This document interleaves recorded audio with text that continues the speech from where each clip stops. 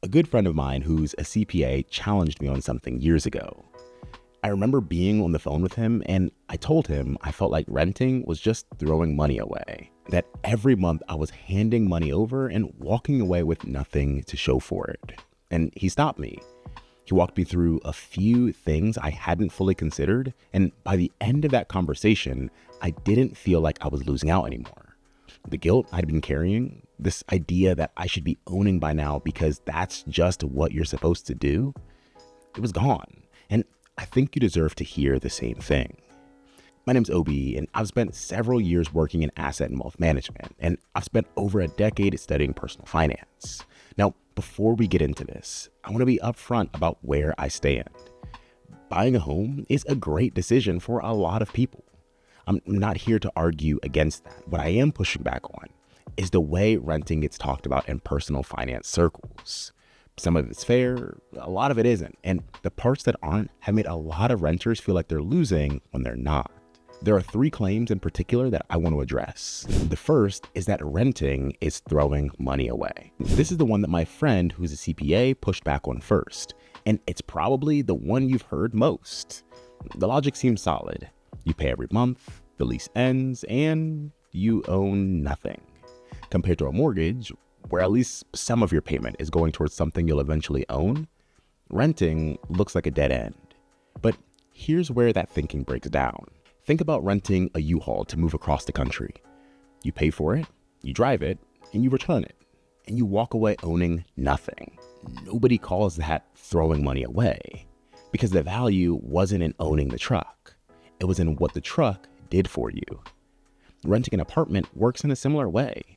You're paying for a roof over your head, a predictable monthly cost, maintenance you don't have to manage, and the flexibility to move when your life calls for it. And those are real things. They just don't show up on a balance sheet.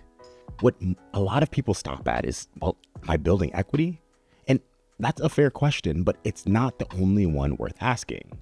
The better question is, what am I actually getting for what I'm paying? And as a renter, the answer is more than most people give it credit for. And that's before we even look at the numbers. Because once you look at the actual numbers that people use to compare renting and owning, those numbers are usually incomplete. Claim number two is that a mortgage is cheaper than rent. And this one gets repeated a lot. And on paper, it can look true. In some markets, a mortgage payment on a comparable home is lower than what renters are paying monthly. So the argument seems obvious. Just buy.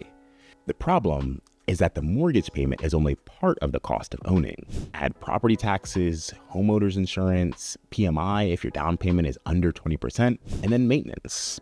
Many financial experts generally recommend budgeting 1 to 4% of your home's value per year just for upkeep. On a $400,000 home, that's $4,000 to $16,000 per year, just to keep things running. So the real comparison isn't mortgage payment versus rent. It's the total monthly cost of owning versus rent. And once you run that number honestly, the gap closes fast, and in a lot of cases, it flips. And that's not an argument against buying. It's an argument for making sure you're comparing the right things before you decide. Also, if this kind of thinking is useful to you, I send out a newsletter with more ideas just like this one. It's free, and the link is in the description if you want to check it out. Claim number three is that you should buy as soon as you can. And this is the one that creates the most pressure. The idea that waiting is losing, that every year you don't own is a year of missed appreciation and equity you'll never get back. And I understand why it feels that way. Housing prices have gone up. Rates have been unpredictable. The urgency feels real. But buying before you're actually ready is one of the more expensive financial mistakes a person can make. If you're not sure where you'll be in a few years, professionally, geographically, or just in terms of what your life is going to look like, buying locks you in before you have the full picture. The cost of unwinding that decision early is steep.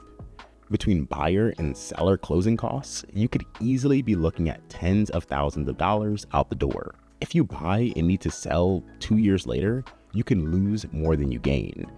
The pressure to buy fast treats home ownership like it's a race when it's not. It's a long-term commitment that works best when the foundation underneath it is solid. financially and otherwise. Renting while you get that foundation in place isn't falling behind. It's buying yourself time to make the right move instead of just the fast one. Now, if you're walking away from this with a fresher perspective on renting, the next question worth thinking about is what to actually do with your money while you're still renting. Check out this video on the screen where I break down how to save money faster, even if saving has always felt hard for you. If this helped, hit the like button and subscribe if you're new. Thanks for watching, and I'll see you in the next one.